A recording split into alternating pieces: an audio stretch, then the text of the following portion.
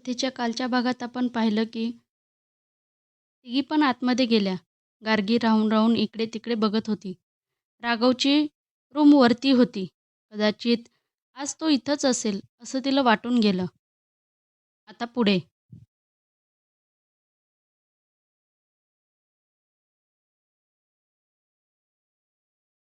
जानू, तू पटकन आवरून घे. रूममध्ये येताच अनुष्का बोलली. गार्गीने तिच्या बॅगमधून एक गर्द पिवळ्या कलरची साडी काढली आणि वॉशरूममध्ये गेली. इकडे मेकअप आर्टिस्टने अनुष्काचा मेकअप केला. आता हळदी होती म्हणून पिवळ्या कलरची साडी तिला नेसवली. भांगेत पिवळ्या रंगाची बिंदी घातली. कानात पण पिवळ्या फुलांचे कानातले घातले. एकंदरीत तिला पूर्ण पिवळं करून टाकलं. वाव, अनुष्का खूप सुंदर दिसते. गार्गीनी तिच्या मागे उभे राहून बोलली. तू पण खूप सुंदर दिसते. अनुष्का समोरच्या आरशात गार्गीला बघत बोलली. चल, बाहेर बोलवले आहे. बाहेर वहिनींनी हाक मारली. तसं गार्गी अनुष्काला पकडून बाहेर घेऊन आली. मंदार अगोदरच पाटावर येऊन बसला होता. त्याच्या चेहऱ्यावर आनंद ओसांडून वाहत होता. गार्गीने अनुष्काला त्याच्या शेजारच्या पाटावर बसवलं. आता प्रत्येकजण येऊन हळद लावून गेलेलं. गार्गी तिथून उठली आणि थोडं बाजूला झाली. तिने आसपास पाहिलं. डेकोरेशन खूप छान होतं. म्हणून ती आणखी पुढे झाली आणि बघू लागली. त्याचवेळी तिला कोणीतरी आपल्यावर नजर रोखून बघत असल्याची जाणीव झाली. तिने लगेच त्या दिशेला पाहिलं आणि समोर रमेश तिच्याकडे बघत उभा होता. त्याला पाहून ती नक्षीकांत हादरली. तिने लगेच तिची नजर फिरवली आणि ती पुन्हा अनुष्का होती तिथं आली. पण आता तिथं बरीच गर्दी जमली होती. त्यामुळे ती बाहेरच उभी राहिली. तिच्या मनात भीती दाटून आलेली. रमेशने इथं काही तमाशा करू नये एवढं तिला वाटत होतं. त्याचवेळी कोणीतरी तिच्या खांद्यावर हात ठेवला. तिने दचकून मागे पाहिले तर मागे स्वरा उभी होती. तिला पाहून गार्गीने सुटकेचा निश्वास सोडला. तू इथं एकटीच काय करते? आणि एवढं घाबरायला काय झालं? स्वराने तिरसटपणे विचारलं. काही नाही. गार्गी हसण्याचा प्रयत्न करत बोलली. वाव, तुझी मेहंदी तर खूपच जास्त रंगली आहे. क्या बात है, बघू. स्वरा तिचा हातात हात घेत बोलली तसं गार्गीने लगेच हात झटकला. ते तुम्ही जावा ना, हळद लावा. गार्गीने नॉर्मल बोलण्याचा प्रयत्न केला. पण तिच्या त्या रिॲक्शनने स्वराला मात्र राग आला. जाते, आणि तुझी ही मेहंदी बघण्यात मला काहीही इंटरेस्ट नाही. असेल कोणतरी फडतूस माणसाचं नाव. एवढं लपवून ठेवते जणू काय फिल्म स्टारच तुझ्या हातावर काढला आहे. स्वरा तोंड वाकडं करत बोलली आणि निघून गेली. गार्गीने तिच्या हात पाहिला. खरंच ही मेहंदी इतकी का रंगली आहे? आणि ह्याचं नाव? ते तर एकदम गडद दिसते. लगेच धुवून पण का असं झालं? गार्गीने एक सुस्कारा सोडला आणि पुन्हा हाताची मूठ झाकली, जेणेकरून मेहंदी कोणाला दिसू नये. इकडे राघव वॉशरूममध्ये बाहेर आला. समोरच व्हाईट कलरची शेरवानी होती. मंदारने स्पेशली त्याच्यासाठी पाठवली होती. त्याने एक सुस्कारा सोडला आणि ती शेरवानी घातली. बाहेर आला तसे सगळे मित्र त्याच्याकडे धावले आणि त्याला ओढतच ते मंदार आणि अनुष्काच्या जवळ घेऊन गेले. राघव, तुला हळद तर लावावीच लागेल. मंदारची आई त्याच्या हातात हळदीचं ताट देत बोलल्या. मंदार, आय टोल्ड यू, मी इथं येईल पण सगळ्या रीतिरिवाज बिलकुल करणार नाही. So please don't force me. Raghav थोडं रागात बोलला. आम्हाला माहीत होतं तू असंच करणार, म्हणून तर मित्रांना सांगितलं होतं की तू आला की लगेच पकडून आणायला. राघव, लाव ना हळद. आय एम युअर ब्रदर यार. मंदार तोंड बारीक करून बोलला. राघव, अरे लाव ना हळद. मिसेस मराठे त्याचा हात पकडून बोलल्या. नो. मिसेस मराठेंचा हात झटकत बोलला आणि त्या सगळ्यांना ढकलत राघव निघून गेला. मिसेस मराठेंच्या चेहऱ्यावर 12 वाजले, पण त्यांनी लगेच चेहऱ्याचे हावभाव बदलले. Mandar, leave it. तो नाही लावणार. त्याला या सगळ्यात काहीच इंटरेस्ट नाही. सो तू तुझा मूड खराब नको करू. मिसेस मराठे बोलल्या. तसं सगळे पुन्हा हळद लावू लागले. गार्गी दूर उभी राहून हे सगळं बघत होती. खडूस कुठला, भावाच्या लग्नात पण खुश नाही आणि आईचं तर थोडं पण ऐकत नाही. सरळ सरळ हात झटकला. याला ना शिक्षा मिळायलाच पाहिजे. सगळ्यांनी मिळून याला हळदीने भरवायला पाहिजे. पण शिट, कोणाची हिंमत होणार या हिटलरशी पंगा घ्यायची. साधा हळदीचा टिक्का सुद्धा कोणी लावू शकत नाही याला. एवढी याची दहशत आहे. गार्गी सुस्कारा सोडत तिथून दूर जाणाऱ्या राघवकडे बघत होती. त्याचवेळी कोणीतरी तिच्या गालाला हळद लावली. तिने गडबडून मागे पाहिले तर वहिनी हसत तिच्याकडे बघत होती. जा हळद लाव, म्हणजे मला तुला भरवता येईल, वहिनी हसत बोलल्या. गार्गी लगेच पुढे झाली आणि तिने अनुष्काला हळद लावली. ती उठणार तोच अनुष्काने तिचा हात पकडला आणि जबरदस्ती गार्गीच्या दोन्ही गालाला हळद फासली. गार्गी लगेच तिथून बाहेर आली आणि हळद पुसणार तेवढ्यात, अगं थांब, मी राहिले ना तुला लावायची, वहिनीचा आवाज आला. तिने त्या दिशेला पाहिलं तर वहिनी हळदीचे ताट घेऊन येत होत्या. त्यांनी तिथल्या बऱ्याच लोकांना हळद लावलेली दिसत होती. गार्गीने एकदा साडीकडे पाहिलं आणि मग मात्र पुढे पळायला सुरुवात केली. कारण काही पण करून तिला ती साडी खराब करायची नव्हती. आता ती पुढे पळत होती आणि वहिनी मागून पळत होत्या. पुढे पळता पळता तिने मागे वळून बघितलं तर वहिनी अजूनही मागून येत होत्या. मग मात्र ती पुन्हा पुढे पळायला गेली आणि कोणाला तरी जाऊन धडकली. वेग इतका जास्त होता की ती त्याला घेऊनच खाली पडली. तिने गोंधळून मान वर करण्याचा प्रयत्न केला तर त्याच्या गालाला तिचा गाल घासला गेला आणि एक सळसळती वीज तिच्या सर्वांगातून वाहिली. घाबरून तिने त्याच्याकडे पाहिलं तर खाली राघव होता आणि ही त्याच्या अंगावर पडली होती. तिने पटकन उठण्याचा प्रयत्न केला आणि त्यातच ती पुन्हा एकदा त्याच्या अंगावर आपटली.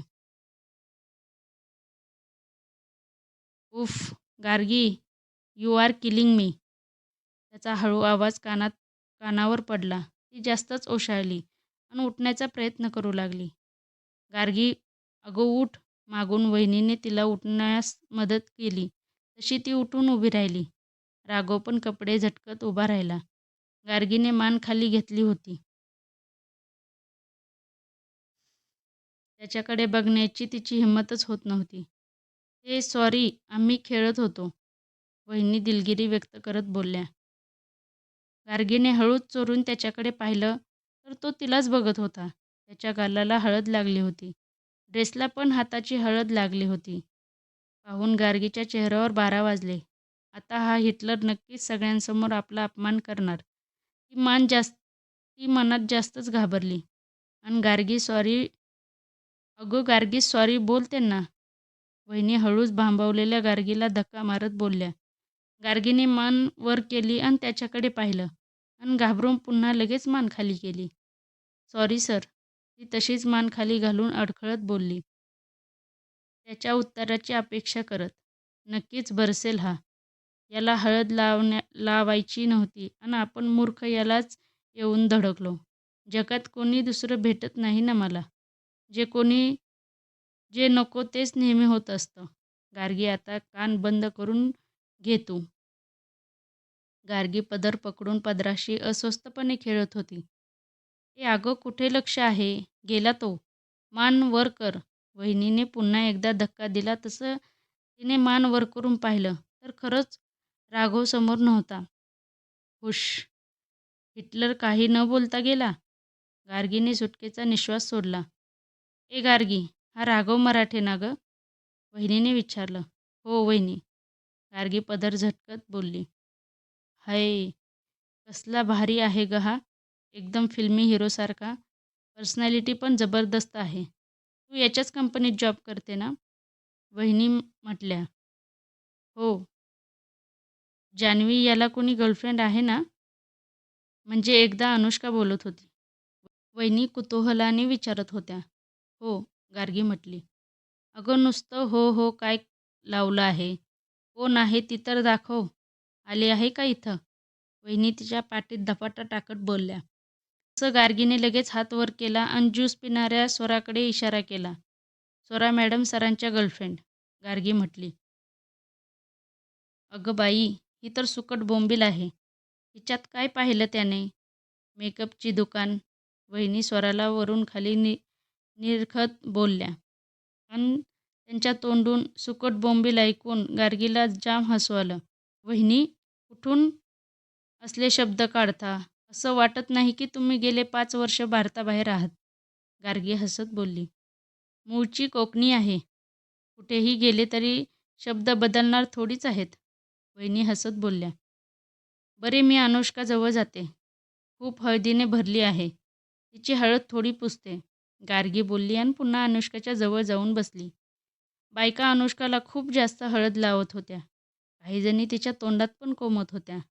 वैतागली होती बिचारी.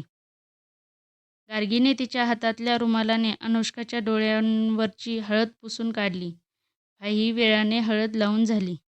गार्गी, हे ताट आतमध्ये नेऊन ठेव, तोवर मी या दोघांच्या अंघोळीचं बघते. वहिनीने हळदीचं ताट गार्गीच्या हातात दिलं. गार्गी ताट घेऊन आतमध्ये जायला निघाली. गेटमधून आतमध्ये जाताना तिला समोरून रमेश येताना दिसला. तसे तिची पावले तिथंच थबकली.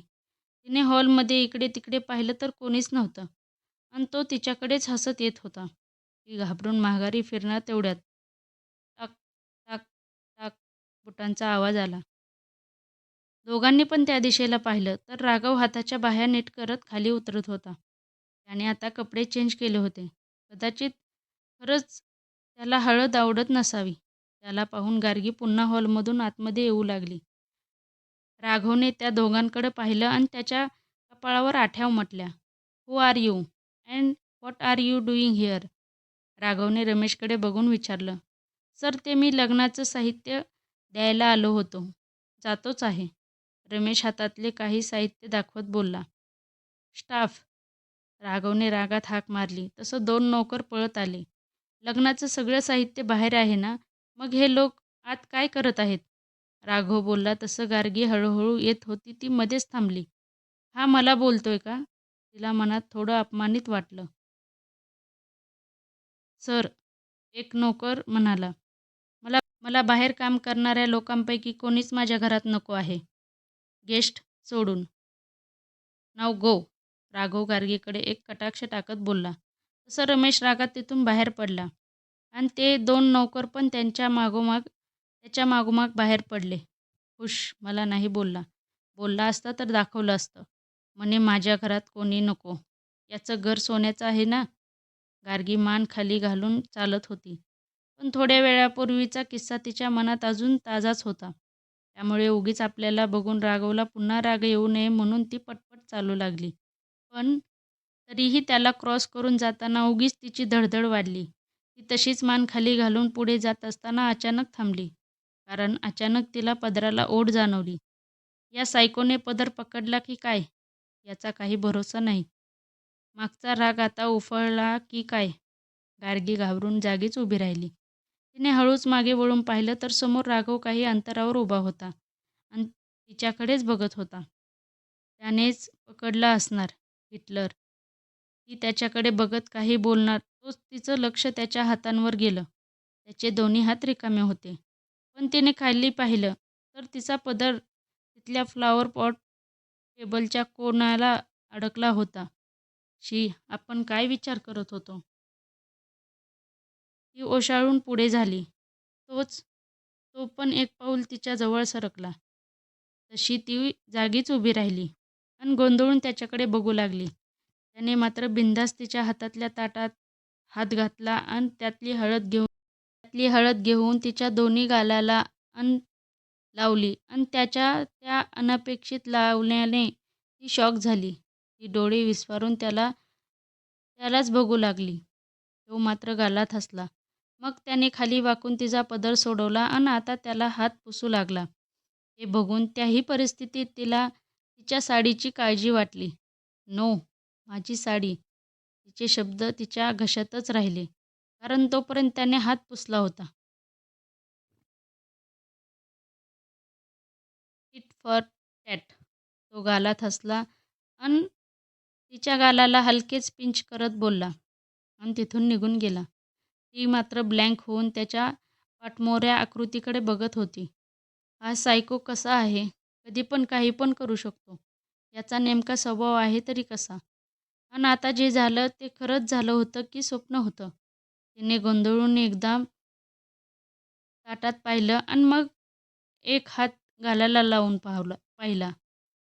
खरंच गालांवर हळद होती. त्याने लावलेली. एक गोड शिरशिरी सर्वांगातून गेली. का कोणास ठाऊक पण त्याच्या हातून आपल्याला हळद लागली याचा मनातच तिला आनंद झाला. पण दुसऱ्या क्षणी ती आपल्या विचारांवर चमकली. तिने नकारार्थी मान झटकली आणि एका हाताने पदर घेऊन पाहिला. हळद दिसत होती. ती पाहून तिला रागच आला. सनकीने माझी साडी खराब केली. काय तर म्हणे टिट फॉर टॅट. एवढी सांभाळली हिला आणि याने माती खाल्ली. आता ही हळद धुवून निघाली तर ठीक, नाहीतर तिने एक सुस्कारा सोडला आणि पुन्हा ताट घेऊन